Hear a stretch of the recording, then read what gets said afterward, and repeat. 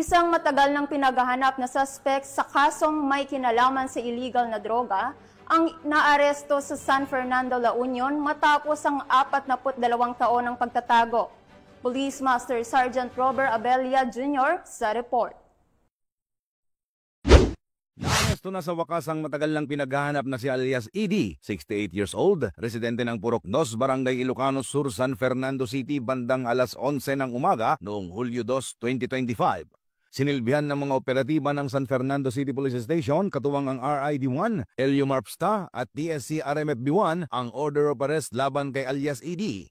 Ang warrant ay may kaugnayan sa kasong paglabag sa Section 8, Article 2 ng RA 6425, Dangerous Drugs Act of 1972 as amended, na inisyo noon pang October 10, 1983 ni Honorable Inocencio D. Malyaman ng RTC Branch 29 San Fernando City. Walang inirekomendang piyansa para sa naturang kaso. Ang matagumpay na operasyon ay patunay na walang makakatakas sa kamay ng batas gaano man katagal.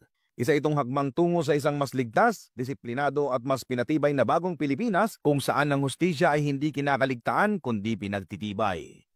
Mula dito sa Ilocos Region, ako po ang inyong PNN correspondent, Police Master Sergeant Robert Abella Jr., alagad ng batas, tagataguyod ng Balitang Pulis.